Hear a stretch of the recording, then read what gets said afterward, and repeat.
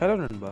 So இன்றைக்கான வீடியோவில் நான் என்னத்தை உங்களுக்கு ஷோ பண்ண போகிறேன்னா இருந்தால், நான் லாஸ்ட்டாக ஒரு ட்ரேட் ஒன்று பண்ணியிருந்தேன். ஸோ அந்த ட்ரேடை பற்றி தான் நான் உங்களோட ஷேர் பண்ண போகிறேன், சரியா? ஸோ ஸ்கிப் பண்ணாமல் இந்த வீடியோ தொடர்ந்து பாருங்கள். ஸோ ஃபஸ்ட்டு மார்க்கெட்டை கிளிக் பண்ணுறேன். ஸோ மார்க்கெட்டை கிளிக் பண்ணனா இருந்தால் நான் ட்ரேட் பண்ண காயின் நேம் என்னடா பர்கர். ஸோ பர்கர் பற்றி நான் நிறைய வீடியோ போட்டிருக்கேன். ஸோ இன்றைக்கி நான் ட்ரேட் பண்ண காயினும் பர்கர் தான். ஸோ அதில் எவ்வளோ ஏர்ன் பண்ணுங்கிறத நான் ஸ்டெப் பை ஸ்டெப்பாக உங்களுக்கு ஷோ பண்ணுறேன், நீங்கள் பார்க்கலாம், சரியா? ஸோ பர்கரை கிளிக் பண்ணுறேன். ஸோ பர்கரை கிளிக் பண்ணால் இப்போதைய நிலவரம் போகுது.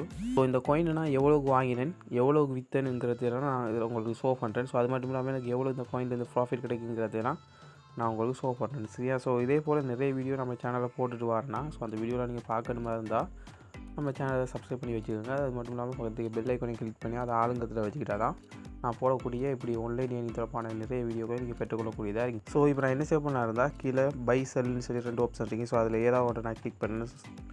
ஸோ அதில் பையை நான் கிளிக் பண்ணேன். ஸோ பையை கிளிக் பண்ணால் இங்கே பார்த்தீங்கன்னா ஒரு ஹிஸ்ட்ரி மாதிரி ஒரு பாக்ஸ் இருக்குது. ஸோ அந்த ஹிஸ்ட்ரி பாக்ஸை நான் கிளிக் பண்ணுறேன், சரியா?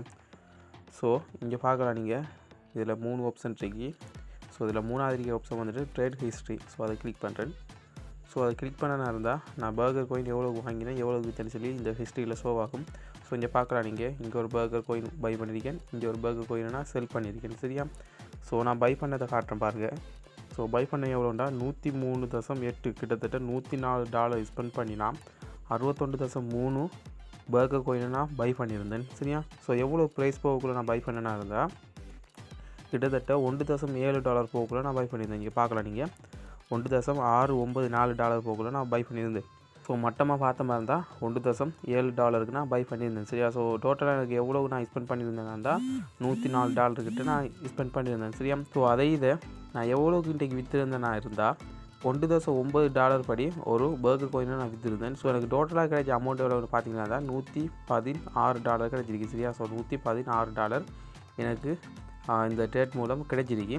ஸோ இதில் ப்ராஃபிட் எனக்கு எவ்வளோன்னு பார்த்தீங்கன்னா இருந்தால் கிட்டத்தட்ட $116 $104 நம்ம கழிச்ச மாதிரி இருந்தால் கிட்டத்தட்ட $12 கிட்டே எனக்கு இதில் ப்ராஃபிட்டாக கிடைச்சிருக்கு, சரியா? ஸோ இந்த ஒரு ட்ரேட் மூலம் எனக்கு $12 கிடைச்சிருக்கு. ஸோ இந்த ட்ரேட்டை நான் எப்போ பண்ணினேன், எவ்வளோ நேரத்துக்கு இந்த ப்ராஃபிட் எனக்கு கிடைச்சிருக்கு நான் உங்களுக்கு ஷோ பண்ணணும். ஸோ இங்கே பார்த்தீங்கன்னா இருந்தால் 7 மாதம் 29ஆம் தேதி இந்த ட்ரேடை நான் பை பண்ணியிருக்கேன், அதாவது இந்த கோயினை நான் பை பண்ணியிருக்கேன். இங்கே பார்க்கலாம், நீங்கள் 7 மாதம் 29ஆம் தேதி காலையில் 9:30க்கு நான் இந்த கோயினை பை பண்ணியிருக்கேன். நான் எப்போ இதை செல் பண்ணியிருக்கேன்னா இருந்தால் அதே டேட் கிட்டத்தட்ட பாருங்கள் 7 மாதம் 29ஆம் தேதி அன்றைக்கே கிட்டத்தட்ட 2 மணிக்கெலாம் இந்த கோயினை நான் செல் பண்ணிட்டேன், சரியா? கிட்டத்தட்ட பார்த்தீங்களா இருந்தால் ஒரு 3.5 மணி நேரம் ட்ரேடிங் தான் இது. ஸோ அந்த 3.5 மணி நேரம் நான் ஹோல்ட் பண்ணி வச்சதால் எனக்கு ப்ராஃபிட் வந்துட்டு $12 கிடைச்சிச்சு, சரியா? ஸோ $12 நம்ம ஸ்ரீலங்கா ரூபியில் எவ்வளோன்னு சொல்லி நம்ம செக் பண்ணி பார்க்கலாம். ஸோ இங்கே பார்த்தீங்களா இருந்தால் நான் ப்ராஃபிட்டாக ஏர்ன் பண்ணியிருந்த இந்த $12 ஸ்ரீலங்கா பெறுமதி எவ்வளோவா இருக்குமா இருந்தால் $4,300 சொச்சமே இருக்குது, சரியா? ஸோ $4,300 எனக்கு இந்த 3.5 மணி நேரம் ட்ரேடிங்கில் கிடைச்ச ப்ராஃபிட்டாக இருக்குது, சரியா? ஸோ நான் ஆல்ரெடி உங்கள்கிட்ட ஷேர் பண்ணிட்டு வர விஷயமாக தான்.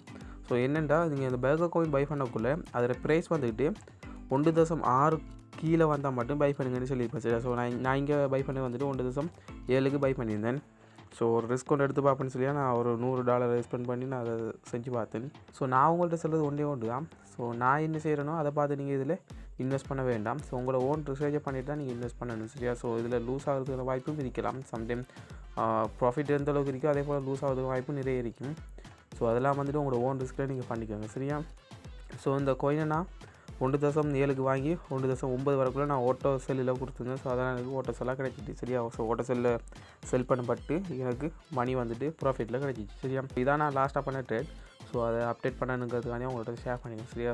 ஸோ இந்த வீடியோ பிடிச்சிருந்தா மறக்காமல் கிளிக் பண்ணி லைக் பண்ணிக்கோங்க. முடிஞ்சவங்க நண்பரோட இந்த வீடியோ ஷேர் பண்ணிக்கோங்க, சரியா? ஸோ அடுத்த ஒரு இன்ட்ரெஸ்டிங்கான வீடியோட உங்கள் அனைவரும் சந்திக்கின்றேன். நன்றி, பாய்.